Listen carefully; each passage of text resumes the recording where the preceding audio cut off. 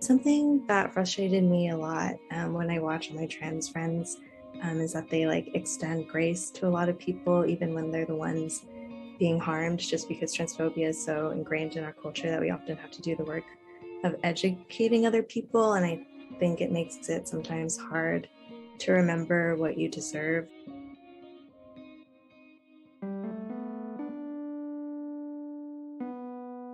You're listening to the podcast Stories of the Vietnamese Boat People. Hi, I'm Tracy Nguyen and welcome back.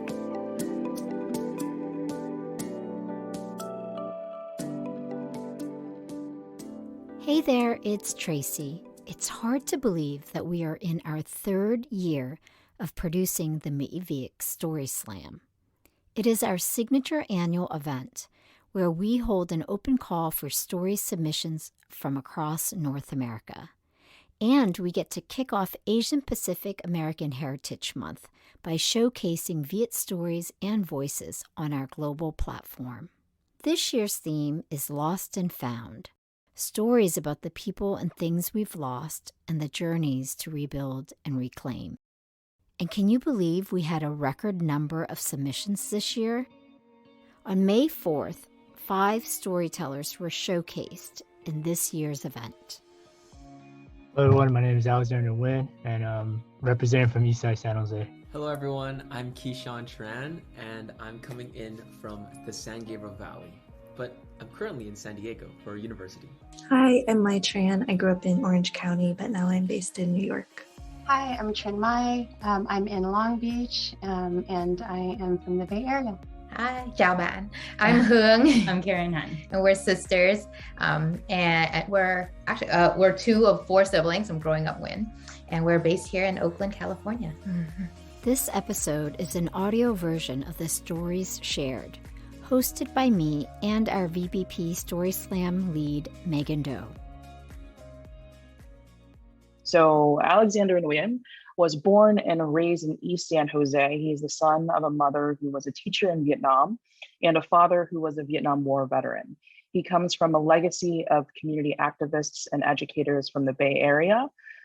He is passionate about learning with and from youth, learning about Chicano, and Vietnamese life experiences and history, and bridging the Vietnamese and Mexican communities in East San Jose.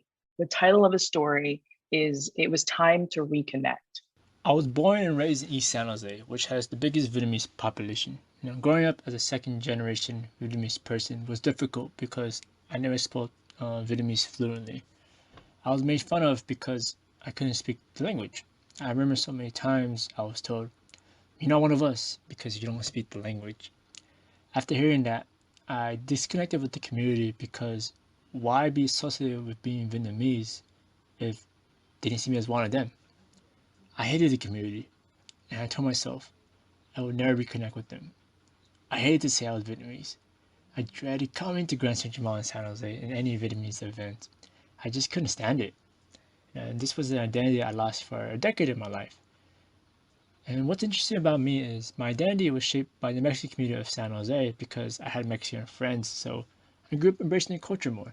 At times, I felt more Mexican than Vietnamese, and I took an Intro to Chicano Studies class at the end of college, where I felt more empowered to learn about the Mexican community.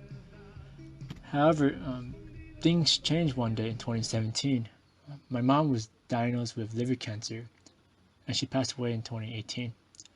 On her last day, I remember I apologized for being so lost in my Vietnamese roots, and I felt ashamed. However, the next day, I opened a photo album and I saw a picture of me. I was like, wow, I'm Vietnamese, y'all. I saw being Vietnamese was more than a language. And a month later, I had to go to San Jose State and I minored in Chicano Studies, but something was still missing. And it wasn't until summer 2021 I joined the Vietnamese American Roundtable to reconnect to my community. In VAR, we had to do a community project on an issue, and I wanted to address the racism within our community against Black Americans. So I talked about how Black Americans helped refugees after the Vietnam War, where over 50 Black American activists wanted us here. Bayard Rustin, who was a part of the International Refugee Committee, advocated to open the doors for us and saw us as our brothers and sisters, not enemies or competitors. I remember the joy that day, presenting my project and to reconnect, is to educate the community. Despite the past, I knew it was time to reconnect and to heal the wounds. I don't hate the community anymore. And I know not everyone will make fun of me for not speaking the language. I found my roots being in the Mexican community, but also it's always been in the Vietnamese community. The roots were just, waiting there for me, and I'm glad to call East San Jose my home. Thank you, everyone, for listening. Oh man, Alexander, right in the feels. Thank you so much for sharing your story. It was time to reconnect. It's just so beautiful, and I want to ask you, you talked about growing distant from your born Vietnamese identity, but gravitating toward Mexican culture and minoring or studying Chicano studies in school.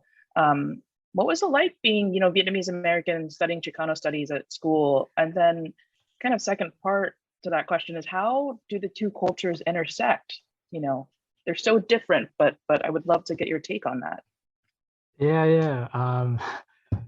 For me, when I took Chicano studies, it was very empowering to learn a culture I felt connected growing up, and I was like, wow, I thought I knew everything. I was like, whoa, I didn't know this. And every Chicano studies class I took, I felt I belonged there, and I built community with everyone in the class. And even though I was the only Vietnamese person in there, I felt I was more connected to them than my own people. And studying Chicano studies was really impactful for me, really healing for me, because it helped me deal with my mom's death and when she had cancer.